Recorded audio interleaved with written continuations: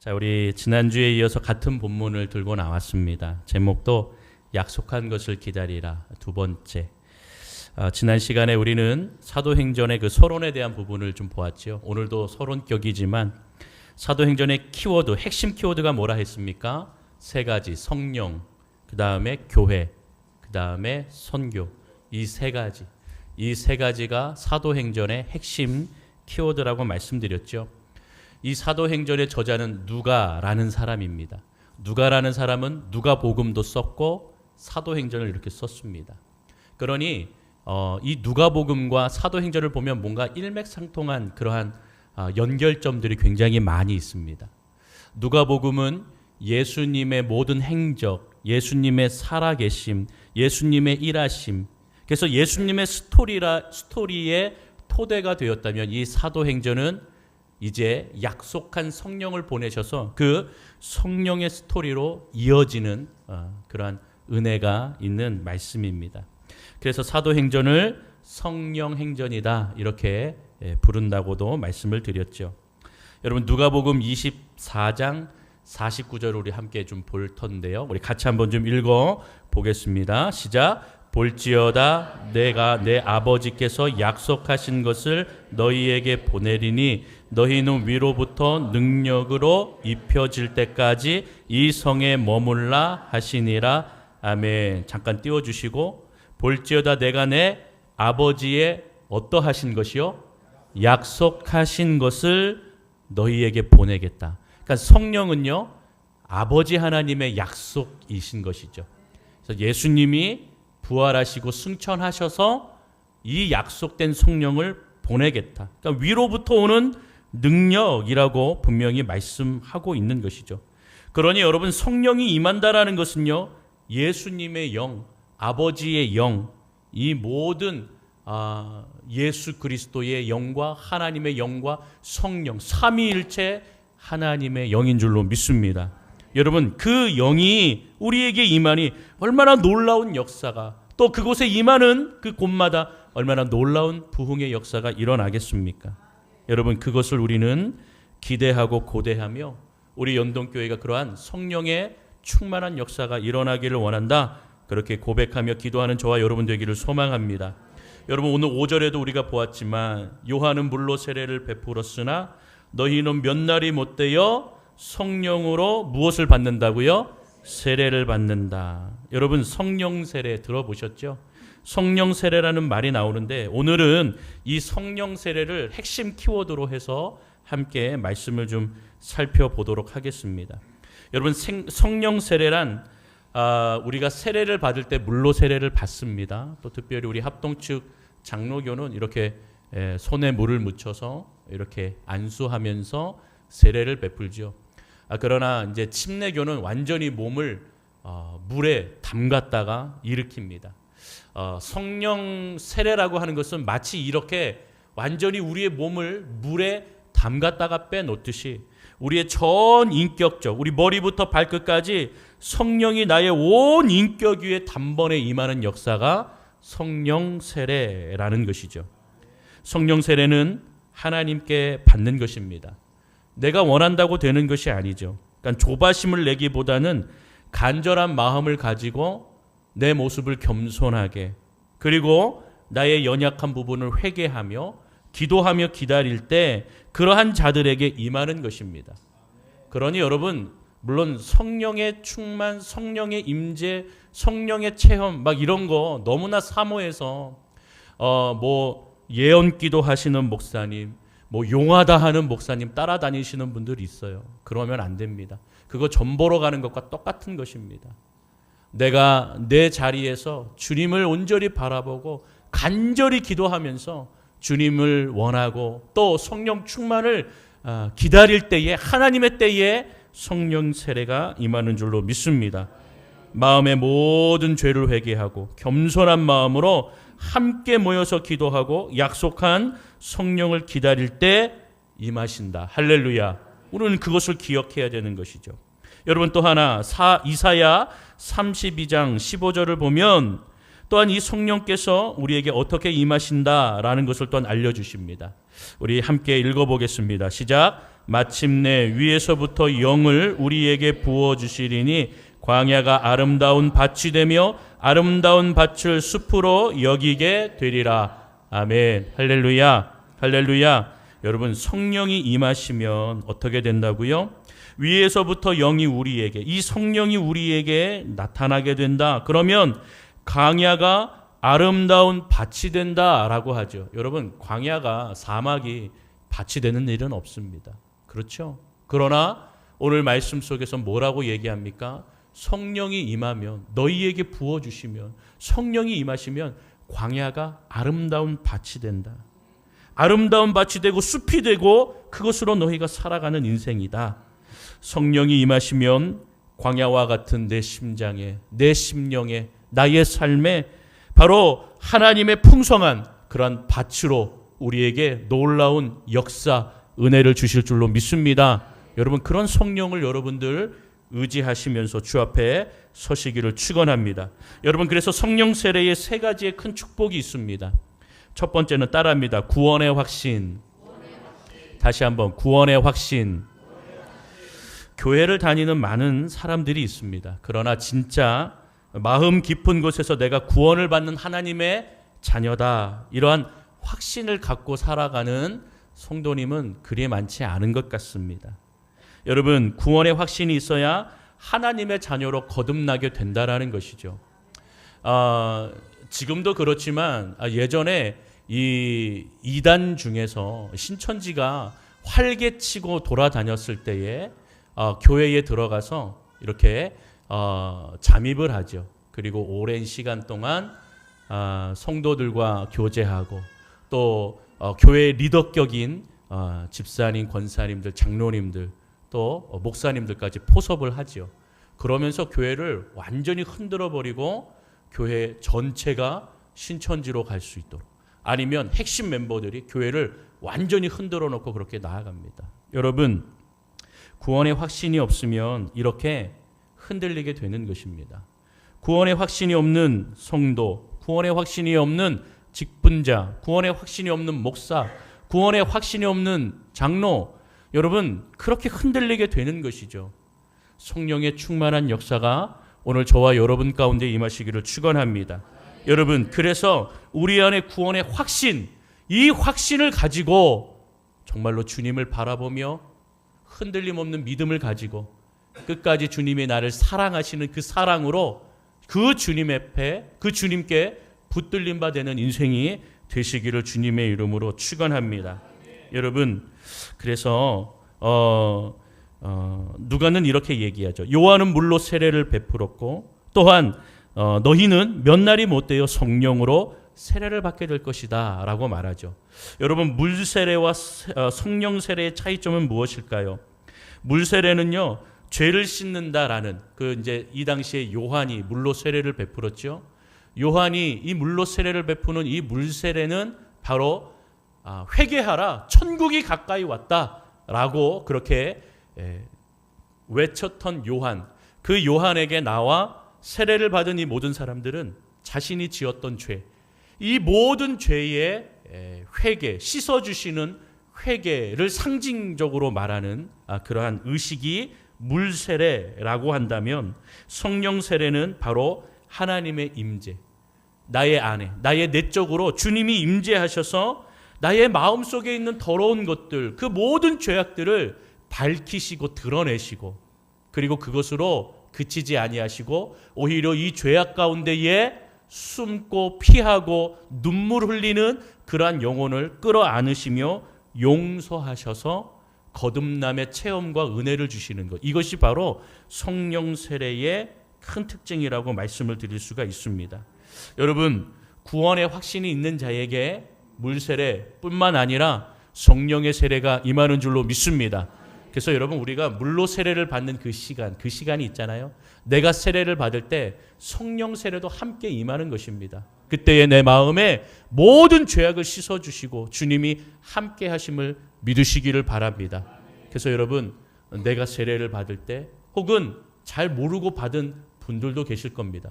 그 이후에 내 마음에 예수의 이름, 주님의 이름을 찬양하고 예배할 때 내 마음에 뜨거움이 찾아올 때 그때에 성령께서 내 마음을 터치해 주시고 성령 세례의 역사가 임하는 줄로 믿습니다.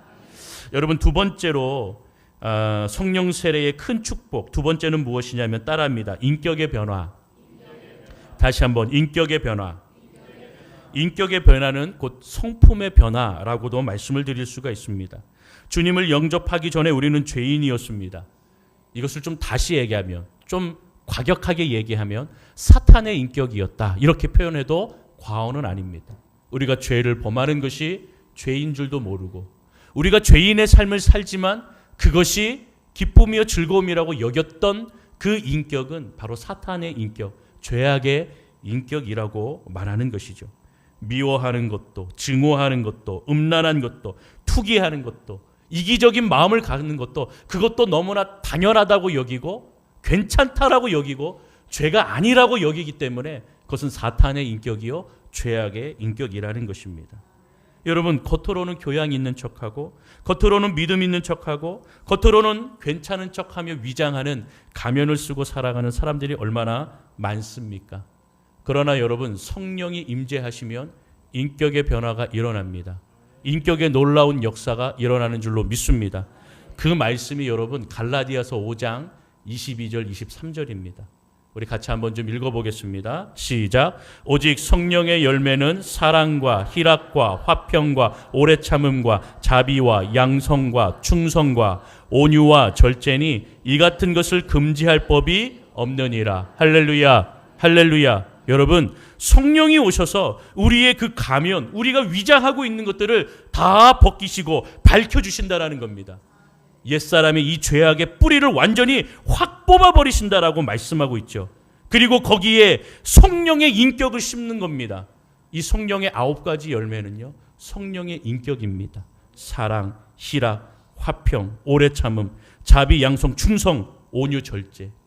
여러분, 그런데 우리는 이것을요 다 받기보다는 그냥 내 마음대로 또 생각합니다. 나는 사랑만 받을 거야. 나는 희락, 화평만. 참는 거 너무 힘들지. 이 오래 참음은 빼버려야겠다. 자비, 양성, 충성. 이것도 좀 나는 지금은 아닌 것 같아. 빼서 이걸 빼앗버립니다. 여러분, 절대 그렇지 않습니다. 주님께서는요, 성령의 열매를 주실 때는요, 이 9가지를 한꺼번에 주는 겁니다. 이 9가지가 하나하나 별개의 것으로 우리가 단어를 나누었지만 이 모든 것이 하나의 성령의 역사, 성령의 씨앗, 성령의 인격인 줄로 믿습니다. 여러분께서 무엇 하나 뺄 수가 없는 겁니다. 이거 하나 빼면 9가지가 다 흔들흔들거리면서 빠진다라는 것이죠.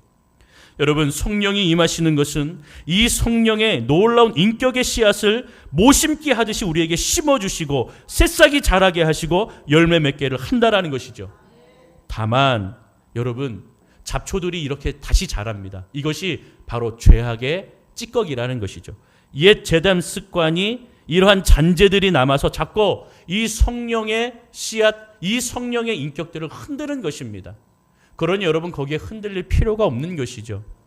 우리는 거기에 휩쓸리는 것이 아니라 성령 세례를 통하여서 우리에게 사랑과 희판과 화평, 그리고 오래 참음과 자비와 양성과 충성, 온유, 절제의 인격을 심어주시고, 또한 그렇게 그 날마다 이 놀라운 인격의, 성령의 인격의 역사와 열매 맺게 해주시는 그 은혜를 붙들면서 예수를 날마다 닮아가시는 저와 여러분이 되실 줄로 믿습니다. 여러분, 날마다 성령 충만하시기를 축원합니다.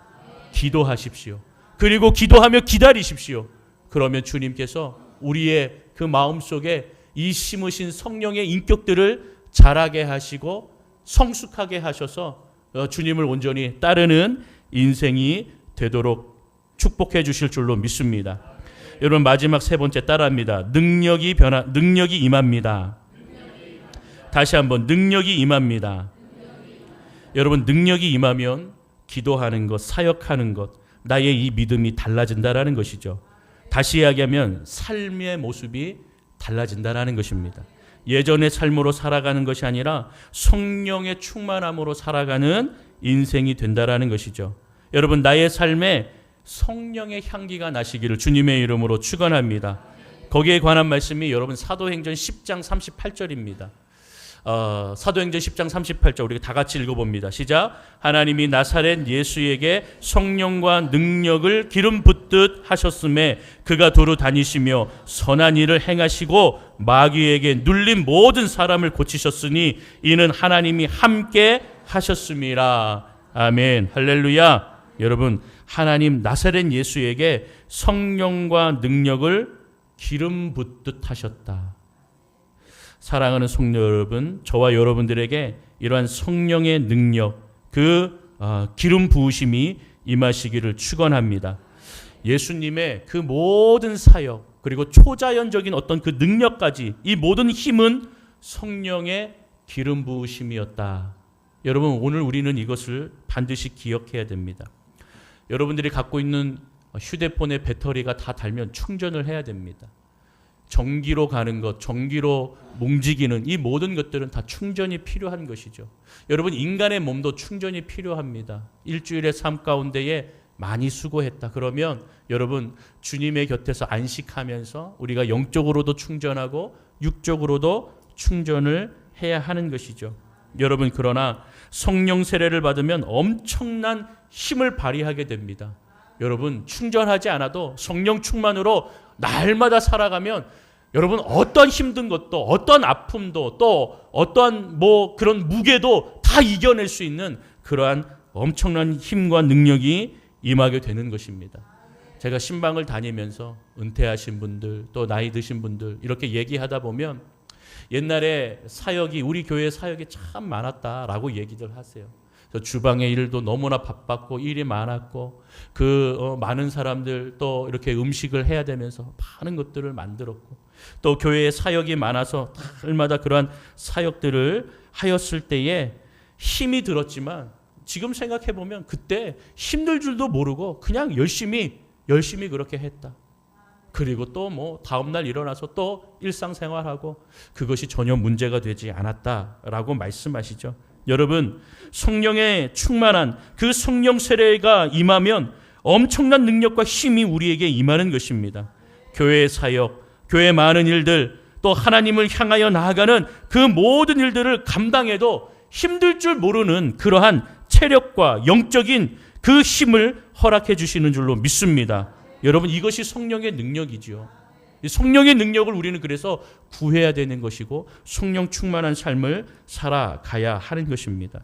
은퇴하여도 여러분, 성령 충만하신 분들은 계속 사역을 하시고 또 그렇게 쓰임을 받고 또 사모하시고 그렇게 나아가는 것 아니겠습니까? 여러분, 그런 것입니다. 성령의 충만함을 받으시기를 주님의 이름으로 축원합니다. 성령의 충만함을 받아야 여러분 다양한 사역을 주시고 다양한 은사를 주셔서 하나님의 영광, 하나님의 찬양하는 그러한 교회와 성도가 되도록 인도해 주신다라는 것이죠. 여러분, 그런데 우리가 잘못된 것을 찾아가면 안 됩니다. 방언을 꼭 받아야 성령 충만합니다. 여러분, 예전에 그런 말들은 있었어요. 옛날에 그런 이렇게 이야기하는 교단들도 있었고 방언을 못하면 성령이 임재하지 않았다 이렇게 표현하기도 하는데 그렇지 않습니다. 여러분, 방언을 못해도 성령이 충만하게 임재하시고 여러분들에게 다양한 은사, 그것을 허락해 주신다라는 것이죠. 성령을 꼭 성령 체험하는 것이 무슨 바겐세일처럼 할인 행사처럼 지금 받으셔야 됩니다. 어떻게 누구를 찾아가셔야지 성령의 충만한 역사가 일어나며 합니다. 그렇게 하거든요. 저 어렸을 때 여러분 그런 목사님 밑에서도 처음에 제가 첫 사역을 그렇게 시작한 적도 있습니다. 방언을 못한다고 하니, 전도사가 못한다니까 얼마나 목사님이 기가 막히고 코가 막히고 그렇게 생각하시는지. 그래서 한 번은 교회에 이렇게 예배를 수요 예배인가 금요 예배인가 드리시다가 방언 못하는 성도들 다 따라하라고 그러면서 할렐루야 할렐루야 할렐루야 할렐루야 할렐루야 할렐루야 할렐루야 이러면서 이게 방언의 기초 이렇게 얘기하시더라고요. 그래서 저도 기가 막히고 코가 막혀서 그렇게 1년을 채우지는 않고 여기서는 배울 것이 없다. 안 되겠다. 그리고 내가 신학교, 제대로 된 신학교에 가서 제대로 공부를 하는 게 맞겠다. 라고 해서 사직하고 그렇게 열심히 공부를 했던 기억이 있습니다. 여러분, 우리 성령이 임하시는 것은요, 우리가 뭐 할렐루야를 빨리 하고, 여러분 또 어떤 교회는 코카콜라를 빨리 하라고 하더라고요. 얼마나 급했으면 코카콜라를 빨리 하라고 하면서 방언을 하라고 얘기하는지. 참 이렇게 말도 안 되고, 이렇게 기본적인 어떤 말씀에 성령과 또 하나님에 대한 그런 신학이 제대로 정립되어 있지 아니하니 성도들에게 잘못된 것을 가르치면서 그것이 맞다라고 하는 것이죠. 여러분, 이단도 문제이지만 잘못된 어떤 신학에 왜곡된 그 신학에 빠져서 잘못된 것을 성도들에게 가르치고 먹인다는 것, 그것은요 굉장한 위험한 일이라고 저는 믿습니다. 저와 여러분들이 오늘 이렇게 성령의 어떤 잘못된 이렇게 남발하며 나아가는 이러한 모습들이 결국 한국 교회를 병들게 하지 않았는가라는 생각을 하게 됩니다. 사랑하는 성도 여러분, 우리는 다시 성령에 대해서 정립해야 됩니다. 다시 우리가 생각하고 우리가 배워왔고, 여러분 맞는 것은 맞는 것 위에, 그 토대 위에 잘 여러분 세워나가시고, 또 내가 잘못 알고 있었구나 하는 것들은 빨리 버리셔서 다시 그 올바른 하나님의 말씀, 또 성령에 대한 그 신학, 그 말씀들이 이 사도행전을 통하여서 여러분들 마음 가운데에 다시 정립되고 다시 새겨져서 성령의 충만함으로, 성령의 능력으로 우리 연동교회 여러분들의 가정에 정말로 독수리 날개치는 비상하는 놀라운 힘과 은혜가 임하시기를 주님의 이름으로 축원합니다. 여러분, 성령의 임재가 불일 듯 일어날 때 우리는 참된 믿음을 소유하는 자들이 되고, 그 믿음을 가지고 우리가 하나님의 일에, 하나님의 사명과 하나님의 사역에 온전히 헌신, 순종할 수 있는 것이죠. 그래서 자꾸 어떤 나의 생각으로 무엇을 해야 할까 말아야 될까라는 것은 나의 은사가 무엇인지를 잘 생각해 보고, 또 내가 하나님의 일을 위해서 내가 어떤 것을 할 때에 정말로 기쁨이 되겠다 하는 것들을 여러분들이 잘 고민하면서 그렇게 매년마다 하나님, 내가 이런 일을 잘 감당하기 원합니다, 기도하면서 서야 하는 것입니다. 한국교회의 영적인 능력이 떨어졌다라는 것, 그것은 무엇이냐면 믿고 순종하는 기도의 힘이 떨어졌다는 것입니다. 여러분, 우리 지금 이 자리에 있는 130명이 넘게 있지만 우리 수요일날 또 금요일날 보면 많은 분들이 못 나오십니다. 물론 일하시고 또 여기저기 흩어 계시고 하기 때문에 그러리라고 생각은 되어집니다. 여러분, 그러나 중요한 것은 여러분들 반드시 여러분들의 그 일주일의 스케줄 속에서 정말로 주님을 붙들고 기도할 수 있는 시간을 반드시 마련하셔야 됩니다. 그래서 성령을 붙들고 성령을 의지하고 주님의 앞에 서야 됩니다. 나 혼자가 힘드시면 여러분 금요 기도에 나오십시오. 요즘 금요 기도에 굉장히 뜨겁습니다. 얼마나 뜨겁게 우리 나오시는 분들 기도하시는지 모르겠습니다. 여러분, 그런 기도, 그런 성령의 놀라운 충만함 가운데에 여러분들이 기도하시면서 그렇게 주님을 믿고 의지하고 순종하고 헌신하는 믿음의 일꾼이 되시기를 주님의 이름으로 축원합니다. 여러분, 오순절 성령의 역사의 특징은 무엇입니까? 두 가지로만 말씀드리겠습니다. 오순절 성령의 특징은요, 바로 영원히 우리와 함께 하시는 성령을 주셨다라는 것입니다. 지난주에도 말씀드렸지만 구약시대의 성령은 조건적이었습니다. 제한적이었습니다. 성령이 왕에게 임하고 선지자에게 임하고 또한 그렇게 대제사장에게 임하지만 이들이 죄를 범하면 하나님은 떠나셨습니다. 성령은 떠나셨습니다. 그래서 여러분, 저번에도 이야기했지만 다윗이 밧세바를 범하여 죄를 범했을 때에 자신이 깨닫고 그 눈물을, 침상을 완전히 적셔가면서 주의 성령이여 나를 떠나지 마옵소서, 그 기도하였던 시편 51편의 말씀을 드렸죠. 여러분, 그런 것이죠. 그러나 이제 오순절의 이 성령의 역사는 예수님께서 보내주시는, 하나님께서 보내주시는 이 성령은 우리와 함께 영원히 함께 하시는 그러한 성령이라고 말씀하고 있는 것입니다. 결국 이 얘기는 무슨 말이겠습니까? 나를 떠나지도 아니하시고 나를 버리지도 아니하신다라는 것입니다. 그러기에 여러분, 우리 안에 있는 성령을, 우리가 죄를 짓고 우리가 불순종하면 성령이 근심하십니다. 성령이 슬퍼하십니다. 죄의 습관을 따를 때마다 성령이 아파하십니다. 여러분, 그래서 말할 수 없는 탄식으로 우리를 위해 기도해 주시는 것이죠. 여러분, 우리가 그러니 우리의 인생에, 우리의 삶 가운데에 여러분이 이 주일뿐만 아니라 세상에서의 그 삶을 통하여서 날마다 하나님을 찬양하고 성령의 충만함을 구하시고 성령을 의지하면서 주님 앞에 서시는 저와 여러분들이 될 때 주님께서 떠나지 아니하시고 우리 안에서 주의 말씀으로 살아가기를, 그렇게 탄식하며 기도하시는 그 성령을 따라 우리도 순종하는 인생이 되기를 축원합니다. 두 번째로 오순절의 성령의 특징은 특별한 목적을 가지고 오셨다라는 겁니다. 무슨 목적이겠습니까? 요한복음 14장 26절 27절에 보면 평안을 너희에게 주겠다. 세상이 알 수 없는 그 평안을 내가 너희에게 주겠다라고 말씀하시죠. 그러니까 성령이 오시면 이 평안이 너희에게 임한다라는 것입니다. 그래서 여러분, 성령의 역사의 그 축복은 바로 또한 평안이라는 것입니다. 그리고 여러분, 사도행전 1장 8절에 보면 선교죠. 선교. 성령의 권능이 너희에게 임하시며, 그렇죠? 그래서 너희가 예루살렘과 사마리아와 온 유대와 땅끝까지 이르러 내 증인이 되리라 말씀하시는 것이죠. 여러분, 선교, 평안을 주시고 선교할 수 있는 힘과 능력이 되어 주실 줄로 믿습니다. 여러분, 그래서 우리가 금요일마다 남과 북의 복음 통일을 위해서도 기도하죠. 통일 선교 한국의 사명을 우리 한국교회와 우리 연동교회에 달라고 또 기도합니다. 여러분, 예수님의 탄생은 율법의 시대를 마무리하였습니다. 그리고 은혜, 구원의 시대를 열어주셨죠. 그리고 성령 강림을 통하여서는 이제 세계복음화의 시대의 사명을 주심을 우리는 믿습니다. 그래서 여러분, 우리가 그것을 기억하면서 지난주에도 말씀드렸지만 이제 우리 교회는요, 남들이 보기에는 작지만 그러나 여러분, 강한 교회가 되어야겠다. 그래서 선택과 집중을 하기를 선언하였죠. 그래서 조금씩 이제 업그레이드 될 겁니다. 그리고 여러분, 잘 따라오셔야 됩니다. 그 이유와 방향은 명확합니다.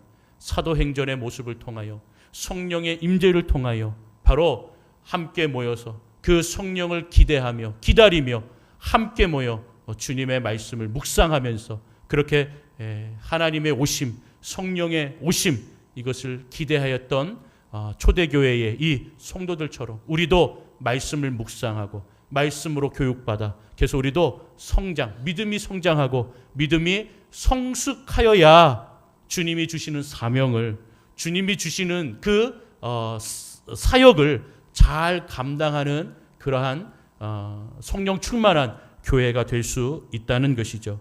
사랑하는 성도 여러분, 성령의 임재만을 구하는 것, 여러분, 그것은 문제가 있는 것입니다. 성령의 임재, 그 이후의 역사, 그 이후의 일하심, 그 이후에 그 교회가 쓰임받는 것, 거기까지 이어져야 되는 것입니다. 그러기에 여러분, 우리가 영적으로 성숙해짐을 기대하며 말씀으로 여러분, 우리가 성숙해지도록 노력하셔야 되고 기도하셔야 되고, 그리고 그 기도를 통하여 우리 교회에게 가장 알맞는, 또 우리 교회가 감당할 수 있는 그러한 많은 또한 사역들을 허락해 주실 줄로 믿습니다. 오늘도 그것을 기대하며 약속한 것을 기다리며 주님 앞에 서시는 저와 여러분이 되시기를 주님의 이름으로 축원합니다. 축원합니다.